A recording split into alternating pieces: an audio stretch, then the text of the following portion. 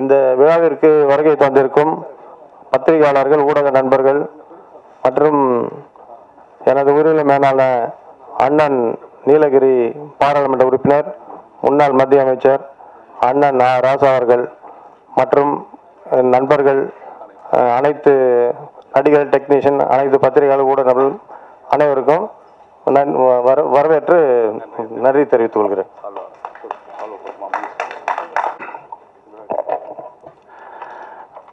அனைவருக்கும் வணக்கம். உதிரத்தில் உதிரமாய்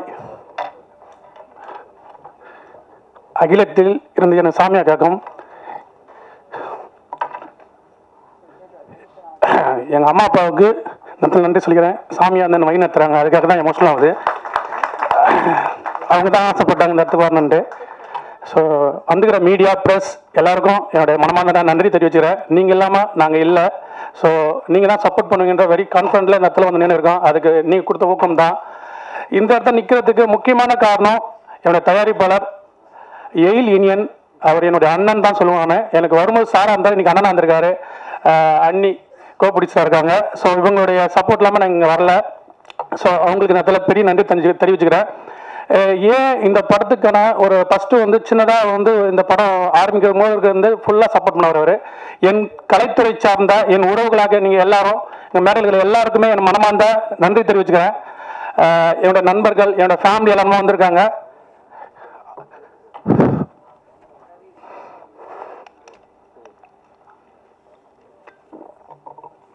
ஃபஸ்ட்டு படம் கொஞ்சம் தடுமாட்டம் இருக்கும்.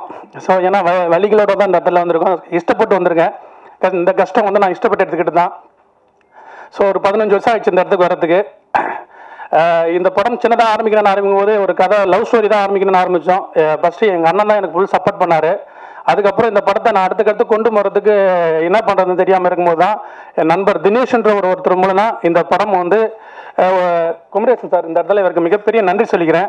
சார் ப்ளீஸ் சார், ஏன்னா இவர் தான் இந்த இடத்துக்கு என்னை கொண்டு வந்தார். இவர் தான் வந்து எயில் யூனியன் என்ற அண்ணனை வந்து எனக்கு அறிமுகப்படுத்தினார். அதில் அவருக்கு பெரிய நன்றி சொல்லிக்கிறேன். அதுக்கப்புறம் எயில் யூனியன் அண்ணனை பற்றி சொன்னோன்னா, சென்னை ப்ரொடக்ஷன்ஸ் என்னென்னா, இந்த படம் வந்து சினிமா தெரியாத ப்ரொடியூசர் கிடையாது. அவர் சினிமாவை அணுவணுவாக அனுபவித்து 20 வருஷத்துக்கு மேலே சினிமாவை நேசித்த ஒரு மனிதர் தான். பல பேர் முதுகில் குத்துறதுக்கு 1000 பேர் போனாங்க. ஆனால் கை பிடிச்ச முன்னாடி தூக்கி கொடுத்துக்கு ஒருத்தர் இருக்க மாட்டான். அந்த ஒருத்தர் தான் எனக்கு அவர். ஏன்னா அப்படியாப்பட்ட ஒரு மனிதர். இந்த படத்தை நான் சுமந்ததை விட நான் இந்த படம் எடுக்கிறதுக்கு சுமந்தேன், கஷ்டப்பட்டேன்னு சொல்லலாம். அதுக்கப்புறம் ஒவ்வொரு செகண்டும் இந்த படத்துக்காக அவர் சுமந்திருக்காரு. ஒரு அசிஸ்டன்ட் டைரக்டர் வேலை கூட செய்வார் இந்த படத்தில். ஏன்னா ஒவ்வொரு பிரேம் கூட அவருக்கு தெரியும். சினிமா தெரியாம அவர் வந்து அவரை அட்வொகேட்டா இருக்காங்க. சின்ன சின்ன ஓட்டைகள் இருந்தால் எந்த அளவுக்கு இது பண்ணுவாங்க அந்த மாதிரி நான் அவ்வளோ கேள்வி கேட்பாரு, அவ்வளோ விஷயங்களை சரி பண்ண பார்ப்பாரு. ஏன்னா இந்த படம் சரியா வரணும் ரவி.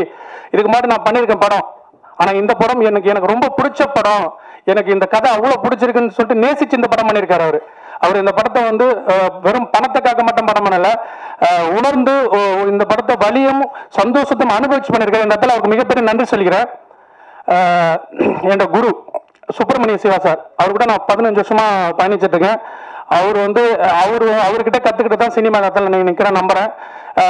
அவர் வந்து எப்படின்னா எனக்கு குரு, அண்ணன் எல்லாமே அவர் தான் சொல்வேன். ஏன்னா எந்த இடத்துலையுமே என்னோட முதல் ஒன் லைக் ஒன் கம்பெனி இதே ஸ்க்ரீனில் 10 வருஷத்துக்கு முன்னாடி ஸ்க்ரீன் பண்ணோம். அன்றைக்கி இவர் தான் இங்கே முன்னாடி இருந்தார், இன்றைக்கி எனக்கு முன்னாடி இருக்கிறார். அவர் வந்து மிகப்பெரிய மகிழ்ச்சி எனக்கு. இடத்துல அவருக்கு நன்றி சொல்கிறத விட என்னுடைய ஆசான், அவர் வந்து நிறைய சினிமாவை கற்றுக் கொடுத்துருக்காரு. அவர் வந்து ஒரு 1000 பேரை ஒரு ஆளாக வந்து யானை மாரி பண்ணுவார். ஏன்னா நான் பார்த்துருக்கேன் அவ்வளோ. இன்னைக்கு அவரை சுற்றி எத்தனை ஜாம்பவங்கள் இருந்தாலும் ஆனால் என்ன பொறுத்தவரைக்கும் மிகப்பெரிய ஜாம்பவன் அவர் தான். ஏன்னா அந்த அளவுக்கு சினிமாவை நேசிச்சு இன்னைக்கு வந்து ஒவ்வொரு விஷயத்தையும் ஆளுமையா பண்ணுவார். அதனால தான் பெரிய பெரிய ஆட்கள் அவரை தனுஷார் வரைக்கும் இன்னைக்கு வந்து அவரை நேசிக்கிறதுக்கு காரணம். ஏன்னா அப்படி ஒரு பர்சன் தான் அவருக்கு நேரத்தில் மிகப்பெரிய நன்றி சொல்லிக்கிறேன். என்னுடைய டெக்னீஷியன் ஃபர்ஸ்ட் வந்து எடிட்டர் தான் இந்த படத்துக்கு முதல்ல எனக்கு கூட பயணிச்சார். என்னோட முதல் ஷார்ட் ஃபிலிம் வந்து இருந்தார். அதுக்கப்புறம் வந்ததுக்கப்புறம் மெயினாக சூப்பர் சூப்பராய் மாஸ்டர், அவர் தான் இந்த இடத்துல நான் மிகப்பெரிய நன்றி சொல்ல வேண்டியதுக்கு அவரும் ஒரு காரணம். ஏன்னா நான் சின்ன வயசுல படம் பார்க்கும்போது இப்போ டிவியில் போயிட்டு இருக்கோம், எல்லாத்துலேயும் சூப்பராய் மாஸ்டர் சூப்பர் யாரா அது எல்லா படத்தையும் அவர் பண்றாரு, யாரா அப்படின்னு பார்க்குறது எனக்கு தெரியாது. அப்புறம் சின்ன சின்ன ஃபைட்லாம் பார்த்து இவர் தான் அப்படின்னு சொல்லுவாங்க. அப்படின்னு எனக்கு பேச தெரியாது. ஒரு நாள் நான் வந்து கொம்பன் படம் பார்த்தேன். அந்த படத்தில் பார்க்கும்போது அவர் தான் சொல்லிட்டு போது அப்பதான் எனக்கு அவர் மாஸ்டர் இவர் தான் தெரியும். அதுக்கு முன்னாடி வரைக்கும் எனக்கு தெரியாது. அதுக்கப்புறம் கதை எழுதிட்டேன். நார்த் மெட்ராஸ் பேக்ட்ராப்ல ஒரு கதை எழுதிட்டேன். ஒரு லவ் ஸ்டோரி எழுதிட்டேன். அதில் நார்த் மெட்ராஸ் பேக்ட்ராப் இருக்கு. அதில் ஒரு மிகப்பெரிய ஆளுமையான வில்லன் கேரக்டர் வேணும். படத்தில் ஒரு முதுகல் மாதிரி ஒரு கதாபாத்திரம். அது என்னடா பண்ணலாம்னு யோசிக்கும் போது மாஸ்டர் கிட்ட போயிட்டு சொல்றதுக்கு கேட்டேன். ஆக்சுவலாக எழுதுனது அவர் தான். சூப்பர் மாஸ்டர்ன்றதை நான் ராயன் மட்டும் எடுத்துக்கிட்டேன். கேரக்டர் பேர் ராயன். ஸோ அவர் வந்து நான் போனோடனே ஸோ இங்கிருந்து போகும்போது பயந்துட்டு போனேன். காலைல 10 மணிக்கு போனேன். ஈவினிங் வந்து என்னை 4 மணிக்கு தான் அனுப்பிச்சார். ஏன்னா அந்த அளவுக்கு என்னை பிடிச்சி போயிட்டு மாஸ்டர் மாதிரி கதை சொல்ல போனேன். அவர் கதாபாத்திரம் சொன்ன குழந்தை மாதிரி என்னை கவனிச்சுக்கிட்டு என்னை அவ்வளோ ஒரு என்ன சொல்லுவேன் ஆன்மீக சித்தர் அவர் மாஸ்டர். என்னை பொறுத்த வரைக்கும் சொல்லுவேன். அவரோட மேலே ஒரு வீட்லேயே ஒரு கோவில் இருக்கு. என்னை கூட்டு போயிட்டு சொன்னார், வா மாஸ்டர் தீனா படத்துக்கு ஏர் முருகாசை இப்படி கூட்டு போயிருக்கேன். அதுக்கப்புறம் இந்த இடத்துல நான் உன்னை கூட்டு வரேன். எனக்கு உன் மேலே அவ்வளோ நம்பிக்கை இருக்கு. என்ன நம்பிக்கைன்னு எனக்கு தெரியல. என்னை ஒரு மகன் மாதிரி தான் பார்த்து நான் ட்ரீட் பண்ணாரு. இந்த இடத்துல நான் சொல்லிக்கிறேன். அவருக்கு நன்றி சொல்லிக்கிறேன். ஆக்டரா அவர் சொல்ல போனால் அப்புறம் மாஸ்டராக வந்தார். நான் சொன்னதை குழந்தை மாதிரி நடிச்சாரு. எல்லாமே பண்ணாரு மாஸ்டர். எந்த இதுக்குமே ரொம்ப ஸ்ட்ரெயின் பெற்றிருக்கேன் மாஸ்டர். ஒரு நாளைக்கெல்லாம் வந்து ஒரு வீட்டில் ரொம்ப கஷ்டமான சீன்ஸ்லாம் பண்ணும்போது மாஸ்டர் காஸ்டியூம் மாற்றி பண்ணியிருக்கேன். ஸோ அவர் சொன்ன டைலாக் இந்த படத்தில் ஒரு டைலாக் இருக்குது. அவர் சொன்னதை அந்த இடத்துல சொல்லணும்னு ஆசைப்படுறேன். ஆழ்ந்த கலையில் மொத்தம் 64 கலை இருக்கும். இப்போ புதுசாக ஒரு கலை வந்துக்குது. என்ன சொல்லுங்க? எச்ச கலை. அது நீ தானே வரும். அந்த டைலாக் மாஸ்டர் எனக்கு சொன்னதுனால ரொம்ப பிடிச்சிருந்துச்சு. அதை இந்த இடத்துல மாஸ்டருக்கு நன்றி சொல்லிக்கிறேன். ஒரு மாஸ்டரும் சூப்பராக பண்ணியிருக்காரு. அதுக்கப்புறம் மியூசிக் டைரக்டர் ஜிகேவி மிக்கின் அருள்தேவ் சார் 2 பேருமே சூப்பரான இசை கொடுத்துருக்காங்க. அவங்களோட பங்களிப்பு ரொம்ப அதிகமாக இருக்குது இந்த படத்தில். அவங்களுக்கு இடத்துல நன்றி சொல்லிக்கிறேன். அதுக்கப்புறம் art director Rahu Kumar, music director நம்ம டான்ஸ் மாஸ்டர் ஜெயராஜ், அவருக்கு இந்த இடத்துல என்னோட நன்றி சொல்லிக்கிறேன். சரி, இந்த கிட்ட எல்லாருக்குமே நன்றி சொல்லிக்கிறேன். ஸோ இந்த படத்தை பற்றி நான் எல்லாரும் இந்த படத்தில் சொல்ல முடியாத ஒரு சில விஷயங்கள்லாம் நான் அப்புறம் பேசிக்கிறேன். ஸோ ஃபஸ்ட்டு ஐயா வந்து மேலே வந்திருக்காரு. அவர் வந்து எனக்கு மேடையில் ஃபஸ்ட்டு எல்லாம் ஐயா ராமசா ஐயா சாருக்கு இந்த இடத்துல மிகப்பெரிய நன்றி சொல்லிக்கிறேன். ஏன்னா எங்களை வாழ்த்த வந்த இந்த ப்ரோக்ராம் இவ்வளோ பெரிய ப்ரோக்ராம் ஆகிறதுக்கு இன்னைக்கு மொத்த மீடியாவுக்கும் எங்களுக்கு பிளெஸிங்காக கொடுக்கறதுக்கு ஐயா தான். ஐயா இல்லாமல் இன்னைக்கு நாங்கள் இங்கே வந்திருக்கோம். அதுக்கு காரணம் அண்ணன் ஐயா. இந்த இடத்துல மிகப்பெரிய நன்றி சொல்லிக்கிறேன். எங்கள் அப்பாவும் இந்த இடத்துல சொல்லிதான் ஒரு மிகப்பெரிய உங்களெல்லாம் இந்த டிஎம்கே அவ்வளோ பிடிக்கும். ஸோ இந்த இடத்துல பதிவு பண்ணிக்கிறேன். அதுக்கப்புறம் இந்த படத்தில் நடித்த டெக்னீஷியன் எல்லாருக்குமே நன்றி சொல்லிக்கிறேன். அதுக்கப்புறம் ஆர்டிஸ்ட்டு ஆயிட்டா கதீர். Okay thank you. நான் அதுக்கப்புறம் சார் தேங்க்யூ.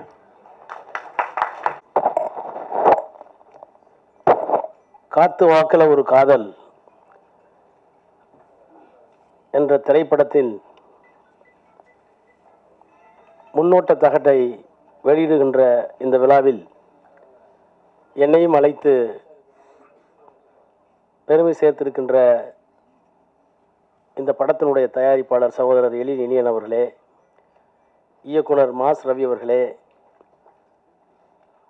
இந்த திரைப்படத்தில் பங்கேற்றிருக்கின்ற கலைஞர்கள் மஞ்சுளா அவர்களே, ஜிகேபி அவர்களே, சூப்பர் சுப்ராயன் அவர்களே, சுபாஷ் மணியன் அவர்களே, ராஜ்குமார் அவர்களே, இவர்களோடு இணைந்து பணியாற்றியிருக்கின்ற ஏனைய கலைஞர்களே, வருகை தந்திருக்கின்ற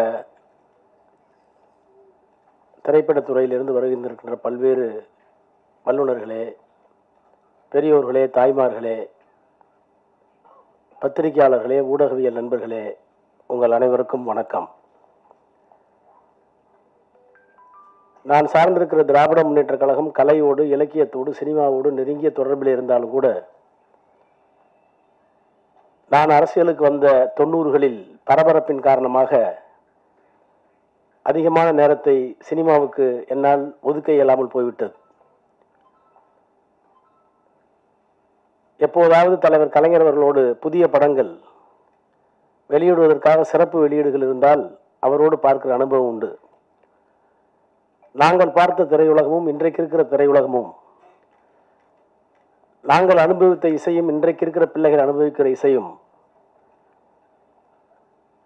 இருவேறு உலகத்தில் இருக்கின்றனமோ என்கின்ற அளவிற்கு இன்றைக்கு திரையுலகம் வளர்ந்திருக்கிறதா, முதிர்ச்சி அடைந்திருக்கிறதா, அல்லது செல்வதைப் போல சீரழிந்திருக்கிறதா என்பதையெல்லாம் நான் மிகப்பெரிய ஆய்வுக்கு எடுத்துக்கொள்ளாதவன். ஆனால் காதலும் வீரமும் தமிழர்களுடைய வாழ்க்கையில் இரண்டர பின்னி இருந்தது என்பதை திராவிட இலக்கியங்கள் சங்க பாடலிலிருந்து பல்வேறு விதமான குறிப்புகளை எல்லாம் பேரறிஞர் அண்ணா அவர்களும் தலைவர் கலைஞர் அவர்களும் எழுத்தில் எடுத்து காட்டியிருப்பதை நாங்கள் எல்லாம் படித்து வளர்ந்தவர்கள். இன்றைக்கு இருக்கின்ற முதலமைச்சர் திராவிட மாடல் ஆட்சியினுடைய நாயகர் மாண்புமிகு முத்துவேல் கருணாநிதி ஸ்டாலின் அவர்கள் அவருடைய தந்தை கலைஞர் அவர்களுடைய எழுத்தில் விளைந்த ஒரே ரத்தம் என்ற திரைப்படத்தில் நடித்திருப்பார். அந்த படத்தில் சாதி ஒழிப்பு குறித்த மைய கருத்து அடிநாதமாக இருந்திருக்கும். எப்போதுமே ஒரு கருத்தை செயற்கையாகவோ இயற்கையாகவோ நம் மீது வரித்துக் கொள்ளுகிற போது அதனால் ஏற்படக்கூடிய விளைவுகள் அதிகம். நானே கூட 8ஆம் வகுப்பு படிக்கிற வரை திராவிட இயக்கம் என்றால் என்ன, பெரியாரார் யார், கலைஞர் யார், அண்ணா யார் என்று அறியாதவன்.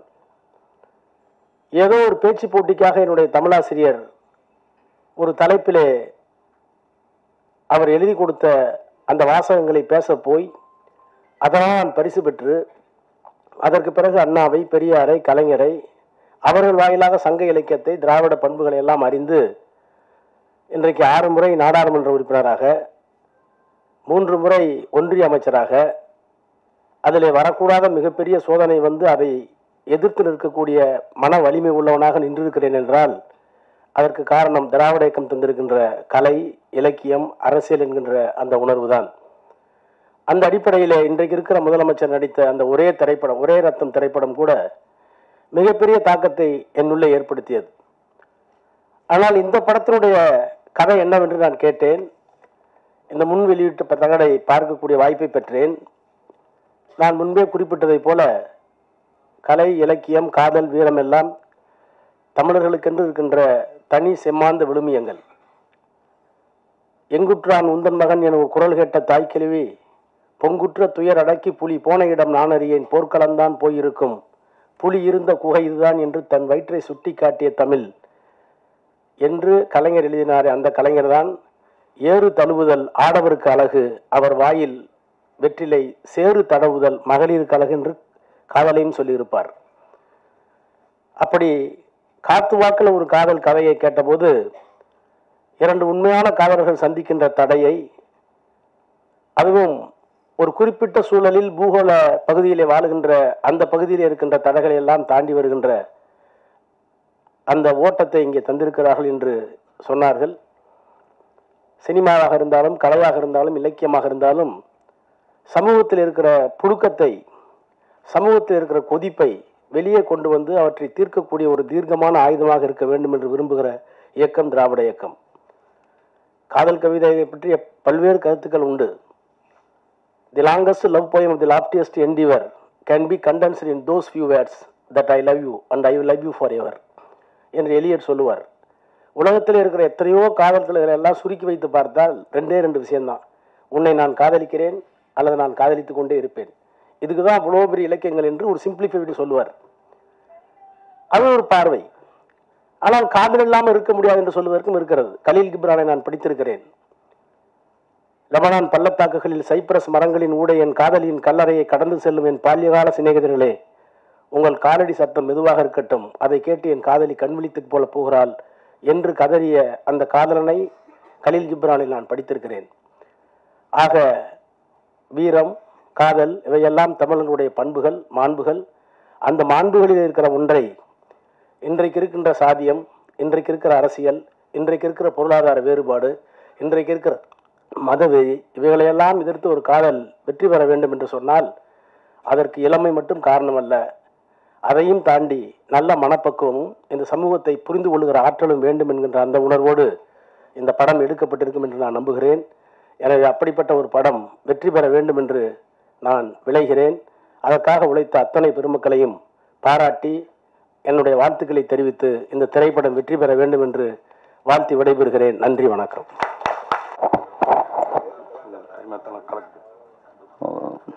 வந்திருக்கும் அனைத்து பத்திரிகை மற்றும் ஊடக நண்பர்கள் அனைவருக்கும் வணக்கம்.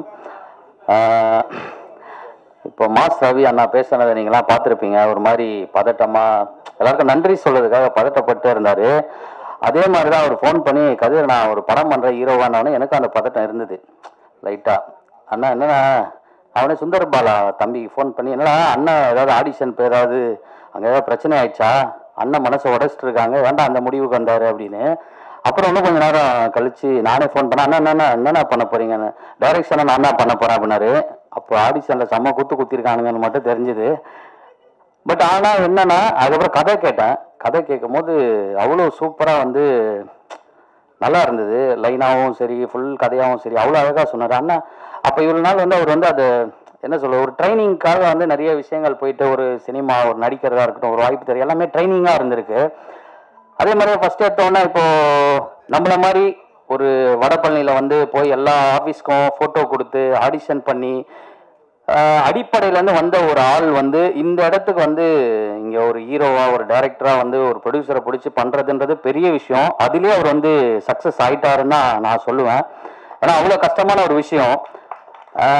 அங்கேருந்து பார்க்குறவங்களுக்கு யாரும் தெரியாது இங்கே வந்தவங்க எவ்வளோ கஷ்டப்பட்டு வந்திருக்காங்கன்னு. ஒவ்வொரு நாளும் வந்து சாப்பிட்றதுக்கு சாப்பாடு இருக்காது, வெறும் டீ மட்டும் தான் குடிப்பாங்க. அந்த மாதிரி கஷ்டப்பட்டு வந்த ஒரு ஆளில் இன்னைக்கு வந்து ஒரு ஹீரோவாக இருக்காருன்றது எனக்கு ரொம்ப சந்தோஷமான விஷயம். அதனால வந்து கண்டிப்பாக வந்து நம்ம எல்லாரும் வந்து சப்போர்ட் பண்ணணும். எந்த ஒரு பேக்ரவுண்டும் இல்லாமல் ஒருத்தர் வந்து தன்னுடைய ஆசை முயற்சினால இங்கே வந்திருக்காங்க. மாஸ் ரவி அண்ணா வந்து நான் ஹீரோவை எப்போ பார்த்தேன் அப்படின்னா, அவர் வந்து எங்ககிட்ட ஒரு விஷயம் சொன்னார். என்னன்னா வந்து கதிர், நான் வந்து சும்மா வந்து ஹீரோவா நடிக்கணும் அப்படின்றதுக்காகலாம் நடிக்கல. எங்கள் அம்மா வந்து இறக்கும் போது என்கிட்ட ஒரு விஷயம் சொன்னாங்க. என்னன்னா, நீ இந்த படம் வந்து நீ கண்டிப்பாக பண்ணுவப்பா, நீ ஜெயிப்பப்பா. அம்மா அதை வந்து பார்ப்பனா இல்லையான்னு தெரியல, ஆனால் கண்டிப்பாக நீ ஜெயிப்பா அப்படின்னு சொல்லிட்டு இறந்தாங்க. அதனால தான் இந்த படத்தை நான் கையில் எடுத்து பண்ணேன் அப்படின்னாரு. அந்த ஒரு விஷயத்தை கேட்டோன்னா அங்கே ஒரு ஹீரோவாக எனக்கு தெரிஞ்சார். ஸோ அதனால தான் அவர் கூட வந்து ஃபுல்லாக வந்து சப்போர்ட்டாக நிற்கிறேன். இன்னும் அவர் நிறைய படங்கள் பண்ணணும், நிறைய விஷயங்கள் பண்ணணும். எனக்கு வந்து அந்த ட்ரெய்லர் அதெல்லாம் பார்க்கும்போது ஒருவேளை பார்த்திபன் சாரோட ஃபர்ஸ்ட் படம் பார்க்கும்போது எல்லாரும் வந்து இந்த ஃபீல் இருந்திருக்குமான்னு எனக்கு தெரியல. எனக்கு நான் அவர் அந்த மாதிரி தான் பார்க்குறேன். அந்த அளவுக்கு வந்து அவ்வளோ அழகாக பண்ணியிருக்காரு. ஒர்க் பண்ண எல்லாருமே, டெக்னீஷியன்ஸ் எல்லாருமே நல்லா பண்ணியிருக்காங்க. மியூசிக் நல்லா பண்ணியிருந்தாரு, பாடல்கள் எல்லாமே நல்லா இருந்தது. அதை விட என்னன்னா, முக்கியமாக ஒரு பெரிய வாழ்த்துக்கள் யாருன்னா ப்ரொடியூசர் சாருக்கு. ஏன்னா வந்து இப்போ எடுத்த உடனே என்னன்னா, நார்மலாக ஒரு கோடி ரூபாய் வச்சிருக்க ப்ரொடியூசரை எடுத்தோன்னே வந்து நம்ம இவரு போகலாமா, அவரு போகலாமா, அவரு போகலாம், இப்படி அப்படின்னு இருக்கும்போது புதுசாக ஒரு பையன் டேலண்டோட வரான், இவனை வச்சு படம் பண்ணலாம் அப்படின்னு முடிவு எடுத்திருக்காங்க. ஸோ அதுக்கே வந்து உங்களுக்கு ஒரு பெரிய ஒரு பாராட்டுகள் சார். என்னால் முடிஞ்ச அளவுக்கு மாஸ் ரவி அண்ணாக்கு இப்போ மட்டும் இல்லை, எப்போவுமே சப்போர்ட்டாக இருப்பேன். நீங்கள் பெரிய லெவலில் வரணும்னா, இந்த படம் பெரிய லெவலில் வெற்றி அடையணும், எல்லார் மனசுலையும் போய் நீங்கள் நிற்கணும் அப்படின்றது தான். ஹீரோயின் நல்லா பண்ணியிருந்தாங்க. மாஸ்டர் வந்து அங்கே நாங்கள் காஃபி குடிக்கும்போது அவ்வளோ பேசிட்டு இருந்தார். அது இப்போ இங்கே என்னென்ன பேச போகிறாருன்னு தெரியல. அவருக்காகவே நான் வந்து கொஞ்சம் டைம் வந்து ஒதுக்கி, இங்கே இருக்க எல்லாருமே ஒரு நிமிஷம் மாஸ்டர் எக்ஸ்ட்ரா டைம் கொடுக்க போகிறோம் அப்படின்றது தான். நான் அவ்வளோ அழகாக அவர் பார்த்தா ஃபைட் மாஸ்டர் மாதிரி தான் இருக்குது. ஆனால் போய் ஏதோ ஒரு எப்படி சொல்கிறது, ஒரு கோவில் உள்ள போயிட்டு வந்த மாதிரி இருந்தது. அவர்கிட்ட பேசும்போது அவ்வளோ விஷயங்கள், அவ்வளோ புறநானூறு, அகநானூறு, அப்படி எப்படி சொல்கிறது, ஒரு தாடி இல்லாத ஒரு திருவள்ளுவரை பார்த்தா மாதிரி இருந்தது ஒரு காலவர். அவ்வளோ அழகாக மாஸ்டர் பேசுகிறாரு. எல்லாரோட பிளெஸிங், எல்லாருமே பெரியவங்க, இவங்க எல்லாரோட பிளெஸிங்கோட இந்த படம் நல்லா வரணும், நல்லா போகணும், மக்கள் இடையில போய் சேரணும் அப்படின்னு சொல்லி ஆண்டவனை வேண்டிக்கிறேன். நன்றி, வணக்கம், தேங்க்யூ. இன்றைக்கி ரொம்ப ரொம்ப ஹாப்பியான ஒரு டே. ஏன்னா வந்து நாங்கள் ரொம்ப நாளாக வந்து இந்த ப்ராஜெக்டில் ஒர்க் பண்ணிகிட்ருக்கோம். மியூசிக் கம்போசிங் எல்லாமே பண்ணிகிட்ருக்கு. அது ஒரு டைம் ஃப்ரேம் எடுத்துக்கும் இல்லையா. ஸோ அந்த டைமில் நாங்களே தான் எல்லாத்தையுமே கேட்டுட்டு இருந்தோம், சாங்ஸாக இருக்கட்டும், ட்ரெய்லரு எல்லாமே. ஸோ இப்போ தான் நாங்கள் வந்து ஆடியன்ஸோடு பார்த்துருக்கோம். ஸோ இது வந்து ரொம்ப ஸ்பெஷலான டே. அண்ட் இந்த ஆப்பர்ச்சுனிட்டி கொடுத்தது எலினியன் சாருக்கு ரொம்ப ரொம்ப தேங்க்ஸ். அண்ட் மாஸ் ரவி ப்ரோக்கு ரொம்ப ரொம்ப தேங்க்ஸ். ஆக்சுவலி என்னென்னா, ஒரே ஒரு விஷயம் தான், நான் தேனிசை திண்டல் தேவா சார் வந்து ஆக்சுவலி பாட்டு பாடியிருக்காரு. அந்த சாங் கம்போஸ் பண்ணிவிட்டு நான் வந்து ப்ரொடியூசர் சார்கிட்ட எல்லாமே கேட்கும்போது, நானும் ரவி சாரும் வந்து டிஸ்கஸ் பண்ணும்போது, இந்த சாங் யாரை பாட வைக்கலாம் அப்படின்னு தேவா சார் மாதிரி ஒருத்தர் பாடம் நல்லாயிருக்கும் அப்படின்னு நாங்கள் ப்ரொடியூசர் சார்கிட்ட கேட்டோம். எதுக்கு அவரை மாதிரியே நீங்கள் அவரே பாடுவீங்க அப்படின்னு சொன்னார். Thank you so much sir. ஏன்னா இது ஒரு பெரிய ஆப்பர்ச்சுனிட்டி, அவ்வளோ பெரிய லெஜண்ட் கூட ஒர்க் பண்ணது. அதே மாதிரி சைந்தவி மேமும் நல்லா ஒர்க் பண்ணியிருக்காங்க. அண்ட் என் கூட சேர்ந்து ஒர்க் பண்ண அருள்தேவ் அண்ணனுக்கு வந்து தேங்க்யூ ஸோ மச்னா. ஏன்னா என்னோட சீனியர் அவரும் என் கூட சேர்ந்து இதில் ஒரு சாங் ஒன்று பண்ணியிருக்காரு, அந்த melody song. Thank you so much for the opportunity. Thank you all. எல்லாருக்கும் வணக்கம். எனக்கு இந்த படத்தில் வந்து வாய்ப்பளித்த ப்ரொடியூசர் சாருக்கும், அதுக்கப்புறம் இந்த படத்தில் நம்ம அண்ணன் ரவி அண்ணனுக்கும், அதுக்கப்புறம் குமரேசன் சாருக்கும் எல்லாருக்கும் ரொம்ப நன்றி. இந்த படத்தில் வந்து அந்த சிங்கிளாக இருந்தாலும் சிங்கம் மச்சான், அது வந்து எனக்கு கிடைச்ச ஒரு நல்ல வாய்ப்பு. ஏன்னா அது வந்து தேவா சார் வந்து பாடியிருந்தார். அந்த மாதிரி ஒரு பெரிய ஜாம்பவான் பண்ண சாங்கு நான் வந்து நடனம் பண்ணுறதுல எனக்கு வந்து ரொம்ப சந்தோஷமாக இருந்துச்சு. இது எல்லாத்துக்கும் மேலே அந்த சாங் வந்து ரொம்ப ஒரு ப்ரெஷரில் எடுக்கப்பட்ட சாங் தான். ஒரு சிங்கிள் நைட்டில் அதுக்கு முன்னாடி கொஞ்சம் நிறைய சீக்வன்ஸ் அது இது நிறைய இருந்தது. பட் இருந்தாலும் எல்லா ஆர்டிஸ்டோட ஒத்துழைப்புனாலையும் அந்த சாங் வந்து ரொம்ப அழகாக வந்துச்சு. அந்த சாங்கில் பார்ட்டிசிபேட் பண்ண கதிர் அண்ணன்லேருந்து தங்கதுரை அண்ணன்லேருந்து எல்லாருமே எனக்கு வந்து நிறையவே வந்து கோஆப்ரேட் பண்ணி கொடுத்தாங்க. நிறைய விஷயங்கள் அன்னைக்கு ஒரு நாளில் நடந்து நல்லபடியாக முடிஞ்சதுக்கு கடவுளுக்கு நான் நன்றி சொல்கிறேன். இந்த படம் வந்து நல்லபடியாக வெற்றி அடைய என்னுடைய மனமார்ந்த வாழ்த்துக்கள். நன்றி. எல்லோருக்கும் வணக்கம். ஸோ காத்து வாக்கில் ஒரு காதல், என்னோட ஃபர்ஸ்ட் தேங்க்ஸ் வந்துட்டு ப்ரொடியூசர் சார் அண்ட் மோஸ்ட்லி என்னோட இப்போ I will say my dear friend mass ரவிக்கு தான் கொடுக்கணும். Thank you so much. One of the best things இந்த படத்தில் ஒர்க் பண்ண எனக்கு கிடைச்சது வந்துட்டு அவரோட friendship and thank you. I wish you great success. நான் இந்த படம் வந்து பல வருஷமா we have been working on this. நான் ஏர்லி ஸ்டேஜஸ்ல வந்து இந்த படத்தை ஜாயின் பண்ணேன். அண்ட் ஃபர்ஸ்ட் டைம் இந்த கால் வரும்போது மாஸ் ரவி கிட்ட இருந்து கால் வரும்போது என்ன இந்த வரைக்கும் நான் பண்ண கேரக்டர்ஸ், நீங்க என்ன விதவிதமான சின்ன சின்ன கேரக்டர்ஸ்ல பார்த்துருப்பீங்க. டிஃப்ரெண்ட் கேரக்டர்ஸா இருக்கும், ஒரே மாதிரி இருக்காது. ஸோ ஃபர்ஸ்ட் டைம் வந்து என்ன ஒரு நார்த் மெட்ராஸ் மதரா காஸ்ட் பண்ணுறதுக்கு யூனோ தாட் ப்ராசஸே எப்படி வந்ததுன்னு எனக்கு புரியல. பிகாஸ் நிறைய ஆப்ஷன்ஸ் இருக்காங்க அந்த மாதிரி கேரக்டர்ஸ் பண்ணுறதுக்கு ஆர்டிஸ்ட். ஆனால் ஒரு ஹிந்திக்காரிய சாரி டு சே ஒரு ஹிந்திக்காரிய நார்த் மெட்ராஸ் மாமா பியூட்டிஃபுல்லாக டிரான்ஸ்ஃபார்ம் பண்ணியிருக்காரு. எனக்கு அது வந்து ஒரு பெரிய சேலஞ்ச். சின்ன ரோல் தான். So thank you so much Ravi. Because இப்போ எனக்கு அந்த நம்பிக்கை இருக்கு that I can also perform these characters. Thank you. இந்த படத்தோட ட்ரெய்லர் பார்க்கும்போது தான் எனக்கு இப்போ தெரியுது எந்த அளவுக்கு ஒரு டெடிகேஷன், ஒரு ஆக்ஷன் பேக்ட், ஒரு த்ரில்லரா இந்த படம் இருக்க போகுது. ஸோ நாட் ஜஸ்ட் ஒரு லவ் ட்ராக், ஒரு த்ரில்லர் ட்ராக், ஆல்சோ ஒரு ஆக்ஷன் ட்ராக் அண்ட் ஃபுல் சஸ்பென்ஸாக இருக்க போது நான் நினைச்சிட்டு இருக்கேன். That's what I am also getting. So overall ஒரு பியூட்டிஃபுல் என்டர்டெய்னராக இருக்க போது. You heard the beautiful music. Seriously sir, I love the music and songs கண்டிப்பாக ஹிட் ஆகும் நான் ரொம்பவே நம்புகிறேன். எனக்கே வந்துட்டு அங்கே கேட்கும் போது அப்படியே டான்ஸ் ஆடிட்டு தான் நான் கேட்டுட்டு இருந்தேன். So God bless you and everybody here, all the artists, technicians, அவங்க ஹார்ட் அண்ட் சோல்ல போட்டுட்டு இந்த ப்ராஜெக்டை கொண்டு வந்திருக்காங்க. ஸோ மை டியர் ஃப்ரெண்ட்ஸ் இந்த ப்ரெஸ், ப்ளீஸ் இந்த படத்தை சப்போர்ட் பண்ணுங்க. And we are hoping that Mas Ravi and Eril sir will keep continuing to bring great films to all of you. Thank you again. Happy New Year. Happy New Year.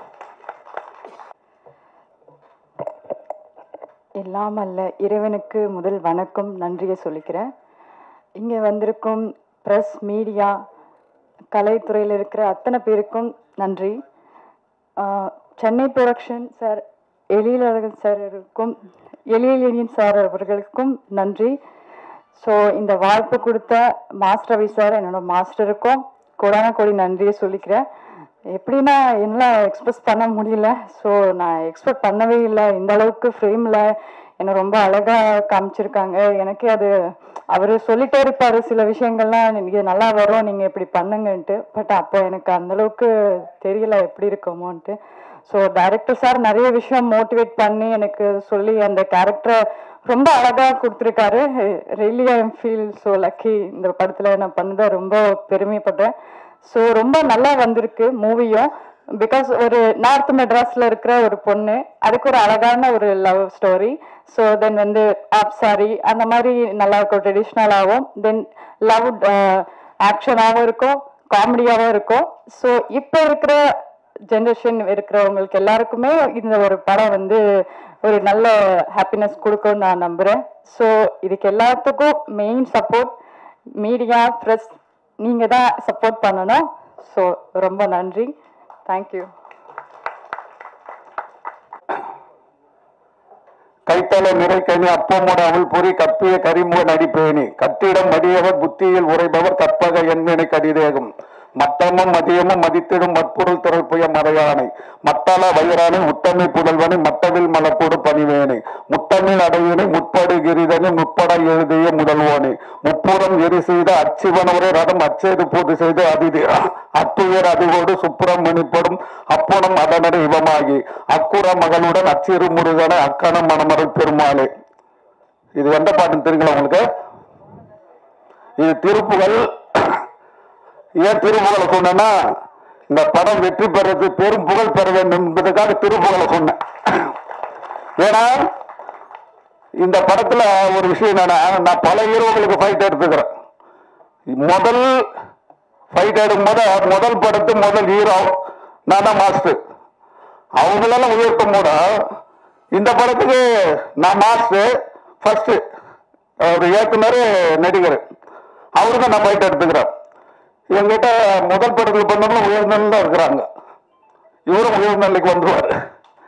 ஏன்னா அதுக்கு முதல் அடி எங்க இருந்து வருது பாருங்களா, பாராளுமன்ற உறுப்பினர் நமது MP ராஜா அவர்களே வந்து இந்த படத்துக்கு வாழ்த்து பண்ணிட்டார். முதல் வாழ்த்து திருப்புகழ், இரண்டாவது வாழ்த்து பாராளுமன்ற உறுப்பினர். ஒரு மூணு விஷயத்துல சொல்றேன் உங்களுக்கு. இந்த உலகத்தை காட்டிலும் பெரியது எது? இரண்டாவது, இந்த உலகத்துக்கு அடுத்தது கடல். இந்த கடலை காட்டிலும் பெரியது எது? இந்த கடலுக்கு அடுத்தது மலை. இந்த மலையை காட்டிலும் பெரியது எது? உங்களால் தெரிஞ்சா சொல்லுங்க. இந்த உலகத்தை காட்டிலும் பெரியது, கடலை காட்டிலும் பெரியது, மலையை காட்டிலும் பெரியது. உங்களுக்கு தெரிஞ்சா நீங்க சொல்லுங்க. ஆனா இந்த படத்துல ஒரு விஷயம் என்னன்னா, அதாவது காற்று வாக்கில் ஒரு காதல். காற்று இருந்தா தான் வாழ முடியும். இந்த உடம்பு நீங்க நம்ம லவ் பண்ணணும்னு சொல்றாரு பட்டினத்தார். ஊற்றை சரியத்தை ஆபாச குட்டியலை ஊன் புதிந்த பீத்தல் துருத்தியை சோரிடும் தோற்பொழியை காற்று புதிந்த நிலையற்ற பாந்தத்தை காதல் செய்து ஏற்றி திரிந்து விட்டேன் கட்சி ஏகமனை. அப்ப இந்த உடம்ப நம்ம லவ் பண்ணணும். ஏன்னா காற்று இருக்கணும். காற்று இருந்தாதான். நான் ஒரு வாக்கியம் எழுதினேன். அதாவது இது பேரு நாசி, அதாவது வாசி யோசி நாசியில் வாசின்னு எழுதிட்டேன். பெரிய சாமியார் படிச்சு பார்த்தாங்க, பெரிய மகான் எழுதுன்ட்டு. அப்புறம் நிறைய பேர் தேட்டர் சார், நான் சினிமாக்காரன் சார் அப்படின்னு. இப்போ நாடகம் சொன்னாங்க, இது போல ஃபைட் மாஸ்டர் இப்பெல்லாம் பேசுறாரு, ஒன்று புரிஞ்சுக்கணும். அதாவது என்னன்னா, ராமாயணம் எழுத்துட்டு வான்மீகி போறவர்களை கொள்ளடிச்சவர் கடற்கொள்ளையன் ஒரு ராமாயணத்தை தந்தார். 12 ஆழ்வார்ல ஒரு ஆழ்வார் திருமங்கை ஆழ்வார் போறவங்கள கொள்ளைச்சு கோயில் கட்டினார். இப்போ கோயில் கட்டி கொள்ளைச்சிடுறானுங்க. அவர் யாருன்னா திருமங்கை ஆழ்வார். குலம் தரும் செல்வம் தரும் அடியார் படுந்துயிர் ஆயினே எல்லாம் நிரந்தரம் செய்யும் நீள் விசும் அருளும் அருளோடு பெருநிலம் அழைக்கும் பலம் தரும் மற்றும் எல்லாம் தரும் பெற்ற தாயினும் ஆயினும் செய்யும் நலம் தரும் சொல்லி நான் கண்டு கொண்டேன் ஓம் நமோ நாராயணா என்ற நாமம் சொன்னார் திருமங்கை ஆழ்வார். அதாவது என்னன்னா, நான் ஃபைட் மாஸ்டர் வந்து நிறைய இந்த ஆன்மீக விஷயங்களை பேசும்போது இவர் எப்படி பேசுவார் படிக்கணும் நிறைய. அதாவது வீடு கட்டும் போது படி வச்சுது, படிச்சாதான் நிறைய விஷயங்கள் நம்ம கத்துக்கணும். உங்களை ஒரு விஷயம் கேட்கறாங்களா, படிச்சவன் சிறந்தவனா ஒரு நாட்டை ஆள கூட ராஜா சிறந்தவரா சொல்லுங்க? இல்ல, படிச்சவர் சிறந்தவரா ஒரு நாட்டை ஆளவர் சிறந்தவரா? இப்ப எல்லாரும் பசியா இருக்கிறோம், செவிக்கு உணவு இல்லாத போது சிறிது வயிற்றுக்கு ஈயப்படும். சொல்லுங்க, விளக்கம் சொல்லுங்க. அது விளக்கம் வேணும் இல்ல? எப்படி படிச்சோம் நீ சொல்றது விளக்கம் வேணும் இல்ல?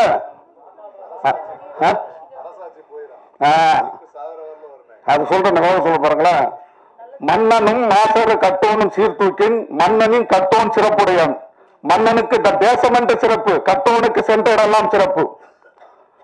அப்துல் கலாம் உலகம் ஃபுல்லா தெரியும், இந்த நாட்டில் ஆடுற ராஜாவுக்கு தெரியாது. புரியுங்களா? எதுக்கா சொல்றேன்னா, நிறைய படிக்கணும், வாழ்க்கையில் நம்ம படிக்கணும். அப்ப ரவி சொன்னாரு தாய்க்காக, அது ஒரு பாட்டு சொல்றோம் பாருங்களா.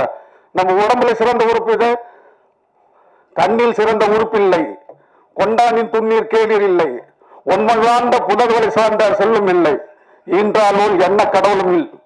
ஒரு தாயில்னா எந்த கடவுளையும் பார்க்க முடியாதுன்ட்டாரு. அப்ப எதுக்காக சொல்றோம், வாழ்க்கை வெற்றி பெறது ஒரு பெரிய விஷயம் உண்டு.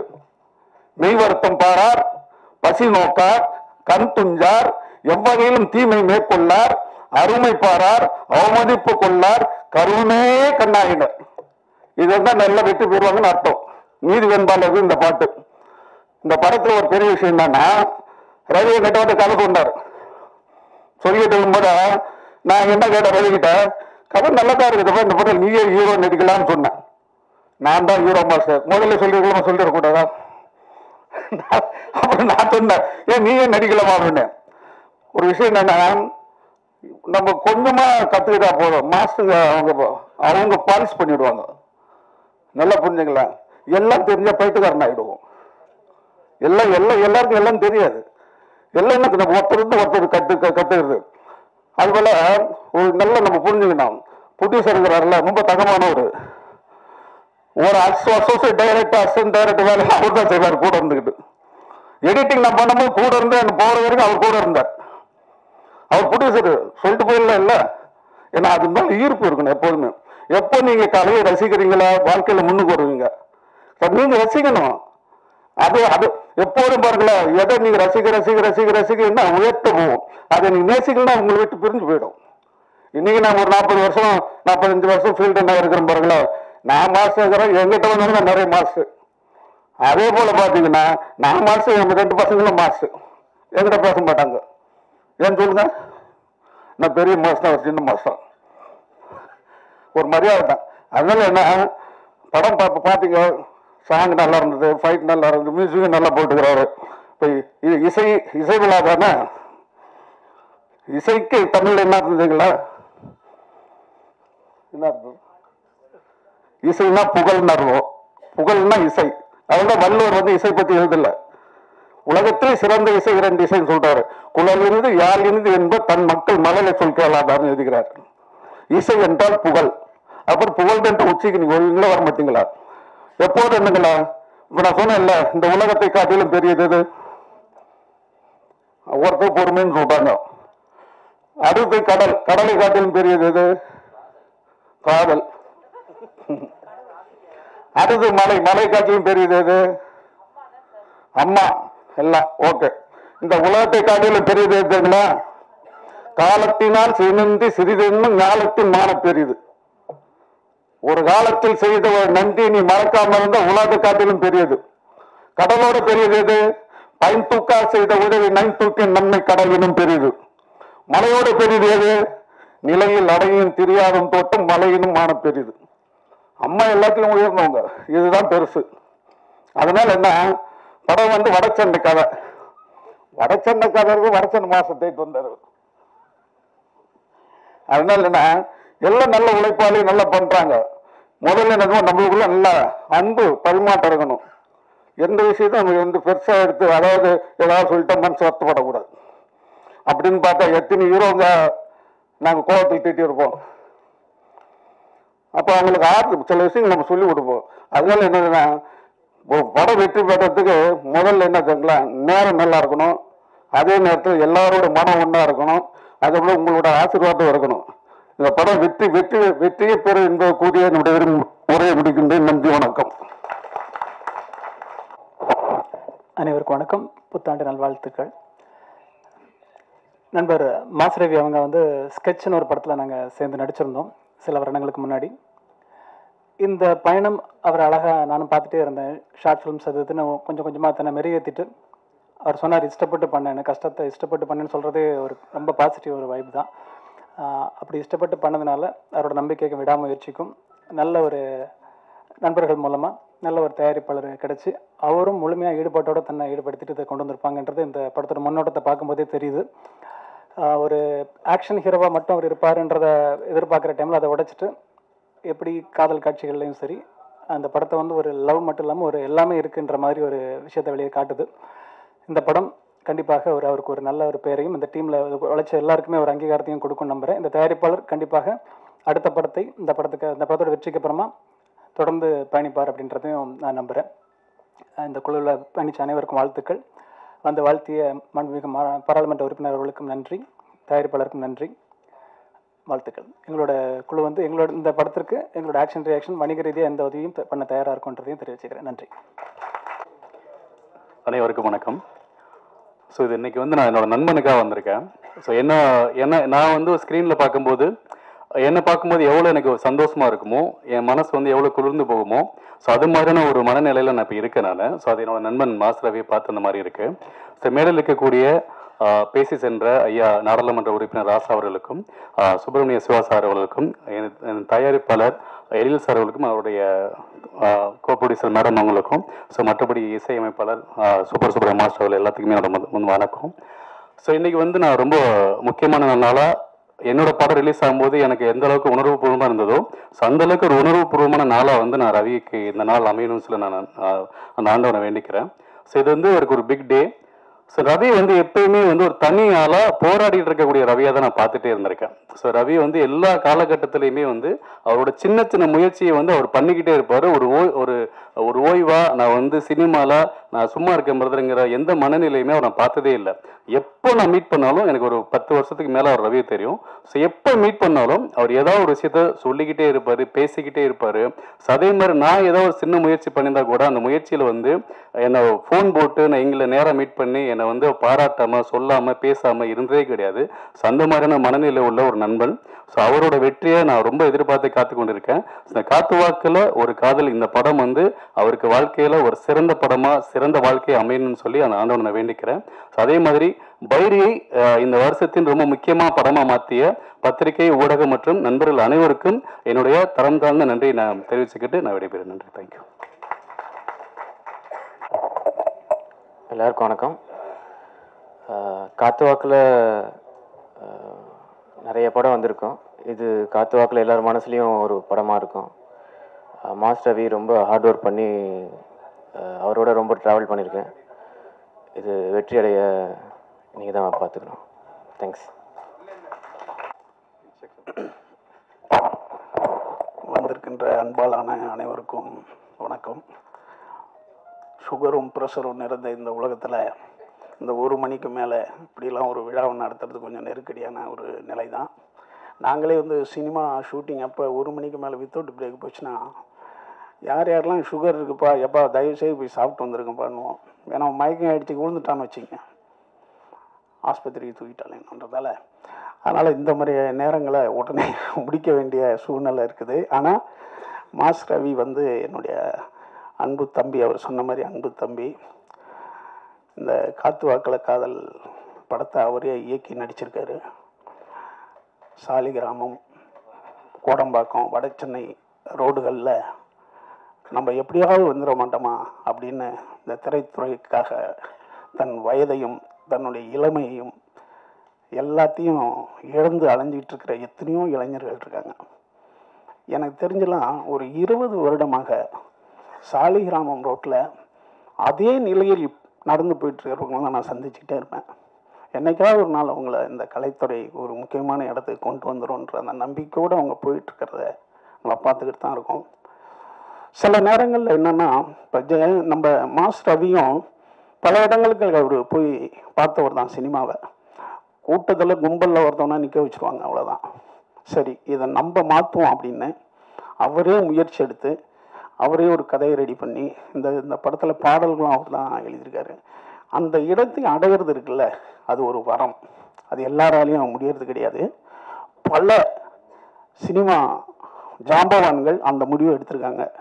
உலகத்தில் சார்லி சாப்ளின்லேருந்து, நம்ம எம்ஜிஆர்லேருந்து, பார்த்திபன், பாக்யராஜ், பாண்டியராஜ், அடுத்து சில்வஸ்டர் ஸ்டாலன், உலகத்தையே வந்து 5 படங்களில் முன்னாடி புரூஸ்லி, இவங்க எல்லாமே அவங்களுக்கான கதைகளை அவங்களே தேர்ந்தெடுத்து நடித்து உலகத்தினுடைய உச்சத்துக்கு போனவங்க தான்.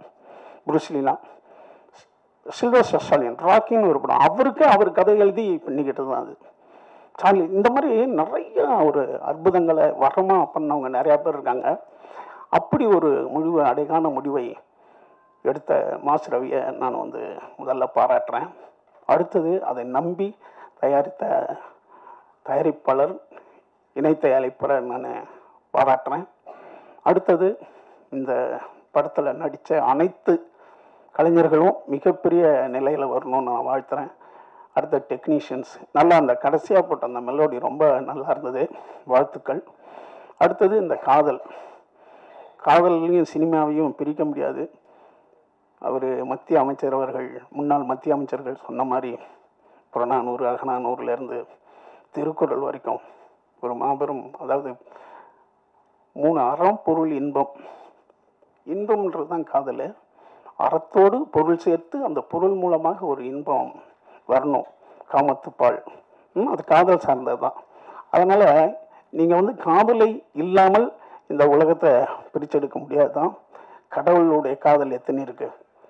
சூஃபியினுடைய காதல், சூஃபி ஆட்கள்லாம் தன்னை காதலியாக நினைத்து கொண்டு கடவுளை காதலிப்பாங்க. அதான் சூஃபியினுடைய பாடல், சூஃபி காதல்கள். அடுத்தது புராண காதல்கள் எல்லாம் காதலை நம்பி தான் இருக்குது. ஆனால் அது கரெக்டான வயசில் வந்தால் உங்களுக்கு நல்லது, கரெக்ட் இல்லாத வயசில் உங்களுக்கு வந்துருச்சுன்னா மனநோய், அது பிரச்சனையை ஏற்படுத்தும். அதான் காதலினுடைய ஆபத்து. அதனால நீங்கள் காதல் பண்ணுங்க, அதை பாசமாக்கணும் அல்லது அன்பாக்கணும். ஒரு நாயின் மீதோ பூனை மீதோ வந்தால் அன்பு, அக்கா தங்கச்சி மேலே வந்தால் பாசம், ஒரு பெண்ணின் மீது வந்தால் காதல். அப்போ அந்த பெண்ணின் மீது எந்த வகையில் உங்களுக்கு காதல் வரணுன்றது ரொம்ப முக்கியமானது.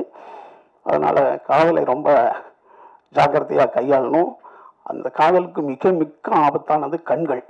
கண்களை ஒருவன் சரியாக பயன்படுத்தலைன்னா அவன் ஆபத்தில் மாட்டிக்குவான். நம்ம உறுப்புகள்லேயே ரொம்ப மோசமான உறுப்பு வந்து 5 உறுப்பில் கண் தான் ஆபத்தான, மிக ஆபத்தானது. நிலாவெல்லாம் எட்டி பார்த்துட்டு லவ் பண்ண ஆரம்பிப்பார் அவர். நிலாவுக்கும் நம்மளுக்கும் எவ்வளோ தூரம், 5 கோடி கிலோமீட்டரில் இருக்கிற சூரியனை பார்த்து சன்ரைஸை ஒரு ரசிப்பார். கண் மகா ஆபத்தானது.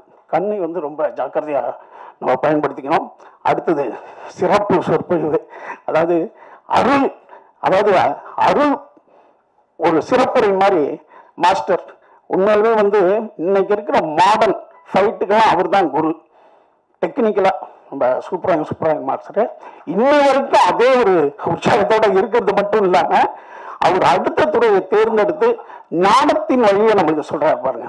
அதெல்லாம் சாதாரண விஷயம் இல்லை. அதை நம்ம நிச்சயமாக புரிஞ்சுக்கிட்டு அந்த துறையை நம்ம, அதாவது கடவுளுடைய இது வந்து அறிவுக்கு எவ்வளோ சரியாக வருதுன்னு தெரியாது, ஆனால் உங்களை பக்குவப்படுத்தும். கடவுள் நீங்கள் நம்பிட்டீங்கன்னா நீங்கள் மூட நம்பிக்கை தான் நம்பணும், ஆனால் உங்களை பக்குவப்படுத்தும் ஆன்மீகம். அதில் எது சரியோ அந்த அளவுக்கு நம்ம எடுத்துக்கிட்டு போகணும். மிகச்சிறந்த ஒரு பாடலோடு ஆரம்பித்தார் திருப்புகழில். அருணகிரிநாதனுடைய மாபெரும் பாடல் இது. மாஸ்டருக்கு என்னுடைய நன்றியை தெரிவிச்சுக்கிறேன். முன்னாள் மத்திய அமைச்சருக்கு என்னுடைய நன்றியை தெரிவிச்சிருக்கேன். மாஸ்டர் ரவி இன்னும் பல உயரங்கள் போகணும் வாழ்த்துறேன். இந்த விழாவுக்கு வந்திருந்து இவ்வளோ பொறுமையாக இருந்தவங்க அனைவருக்கும் என்னுடைய நன்றி, வணக்கம்.